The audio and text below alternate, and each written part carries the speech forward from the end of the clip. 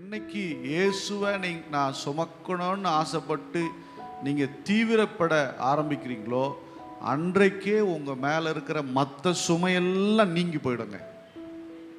அல்லேலூயா. நம்ம இன்னைக்கு இந்த உலகத்திற்கு உண்டான அத்தனையும் தேடுறதுக்கு ரெடியாக இருக்கோம். தேவனுடைய காரியம் தேடுறதுக்கு மனசு வரல. நிறைய சுமை நம்ம மேலே அமர்ந்திருக்கிற காரணமே நாம் தேவனை சுமக்காம பிரச்சனையை சுமக்கிறது தான் காரணம். அல்லேலூயா. யாரை சுமக்கணும்? தேவனை சுமக்கணும். தேவனுடைய வார்த்தையை சுமக்கணும். நிறைய பேர் பைபிள் எடுத்துட்டு வர்றதுக்கே ஒரு கூச்சமாக இருக்கும். என்னவா இருக்கும்? வெக்கமாக இருக்கும். பைபிள்லாம் எடுத்துட்டு போகணுமா? இதை நம்ம சுமந்துட்டு போனால் என்ன நினைப்பாங்க?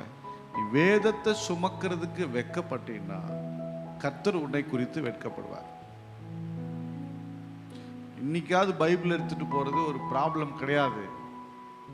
ஏன்னா எல்லாரும் நிறைய பேர் கிறிஸ்டியன்ஸ் அதிகமாக இருக்காங்க. இன்னைக்கு அதிகம். நான் ரட்சிக்கப்படும் போது கிறிஸ்தவனே பெரிய விஷயம். அதுவும் பெந்தோகோஸ்தேக்காரன்னா ரொம்ப கேவலம். அல்லேலூயா. சர்ச்சுக்கு எடுத்துட்டு போறதே கேவலம் அப்படின்னா நான் வேலைக்கு போகும்போதும் எடுத்துட்டு போவேன். என்னுடைய பேக்ல 2 இருக்கும். ஒன்று பைபிள், இன்னொன்று சாப்பாடு. அல்லேலூயா. புரிஞ்சுதா? இது ஏன் நான் சொல்றேன்னா, அன்னைக்கு பைபிளை சுமக்கிறதுக்கு வெக்கப்படாதனால தான் கர்த்தர் இன்றைக்கு என்ன வெக்கப்படாம வச்சிருக்கிறார். அல்லேலூயா. இன்னைக்கு வேதத்தை சுமக்கிறதுக்கு அல்லது இயேசு கிறிஸ்துவை தான் உள்ளத்திலே சுமப்பதற்கு, அவரை விசுவாசிக்கிறேன், நான் கர்த்தருடைய பிள்ளை என்கிற அந்த சுமையை சுமக்கிறதுக்கு கூட நிறைய பேருக்கு விருப்பம் இல்லை. நிறைய பேர் காலேஜில் வேலை செய்கிற இடத்துல கிறிஸ்தவனே சொல்லிக்க மாட்டாங்க. ஏன்னா கிறிஸ்தவன் சொல்லிட்டு நம்மளை என்ன பண்ணுவாங்க? ஒதுக்கி வச்சிருவாங்களோ, இல்லை நம்மளை சீப்பாக நினைப்பாங்களோ, இல்லை சில விஷயத்த நாம் கடைப்பிடிக்க வேண்டி இருக்குமோ அப்படின்னு சொல்ல மாட்டாங்க. சிலர் இங்கே பார்த்தா கிறிஸ்தவங்க, வெளியே பார்த்தா வேற மாதிரி. நீ கிறிஸ்துவை சுமந்து கொண்டு போவ அப்படின்னா நீங்க எந்த விதமான பொதி மூட்டைய அழுக்கு மூட்டைய சுமக்க வேண்டிய அவசியம் இல்லை. கர்த்தர் உங்கள் சுமையா இருப்பார் என்று சொன்னால் நீங்கள் மகிமையாக வாழ்வீர்கள். அல்லேலூயா. இசக்கார் கோத்திரத்தான் தேவனாலே கொடுக்கப்பட்ட பரிசு. அந்த பரிசு எப்படி இருக்கணும்னா விலையேற பெற்றதா இருக்கணும். அல்லேலூயா. ஒன்றும் இல்லை. இப்போ நான் ஒரு பொண்ணுக்கு, பையனுக்கோ யாருக்கோ, சபைக்கோ யாருக்கோ ஒரு நல்ல பெண் கொடுக்குறேன். அதனுடைய விலை 100 ரூபாய். கரெக்டானே? இப்போது இங்கே இருக்கிறவங்களுக்கு அது என்னவா தெரியும்? பாஸ்டர் எனக்கு கொடுத்தாரு அப்படின்னு வச்சுக்குவாங்க. கரெக்டானே? இதே பேனா வெளியே இருக்கிறவங்களுக்கு கொடுத்தா அதை எந்த அளவுக்கு மரியாதையாக வச்சுக்குவாங்க?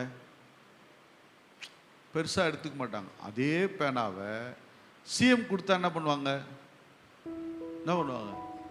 சிஎம் கொடுத்த பேனாங்க அப்படின்னு எடுத்து பத்திரமா வச்சுக்குவாங்க. ஒரு 50 வருஷம் கழிச்சு இது அந்த பேனா இது சிஎம் ஸ்டாலின் அவர் கொடுத்தது அப்படின்னு போட்டு வச்சு காமிச்சனா அன்னைக்கு அதனுடைய வேல்யூ எப்படி தெரியும்? சொல்லுங்க, எப்படி இருக்குங்க அன்னைக்கு? அது சிஎம் கிட்ட வாங்கின பேனாவா? இது ஏலம் விடலாம். அதை வாங்குறதுக்கு ஒரு குடும்பம் இருக்கும். கோடியில் கொடுத்து வாங்கிறதுக்கு ஒருத்தர் இருப்பான்.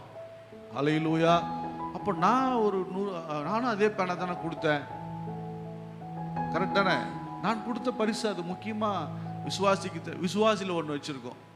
அப்போ அதில் பார்த்தீங்கன்னா கொஞ்சம் நாள் கழிச்சு இந்த சபை திருச்சபை நல்லா வளர்ந்து ஒரு 100 வருஷம் கழிச்சு இல்லை 50 வருஷம் கழிச்சு அதே போல் பார்த்தீங்கன்னா எவ்வளோ வேலிட் இருக்குன்னு நினைக்கிறீங்க? தெரியல. கரெக்ட் தானே? ஏன் அப்படின்னா நம்ம திருச்சபை நடத்துறதுக்கு மக்களுடைய மனநிலையை பொறுத்து தான் அது அமையுது. ஆமாவா இல்லையா? ஆனால் அதே 100 ரூபாய் தான். அப்போ தேவனால் நாம் பரிசளிக்கப்பட்டிருந்தாலும் நாம எப்படி இருக்கிறோங்கிறது ரொம்ப முக்கியம்.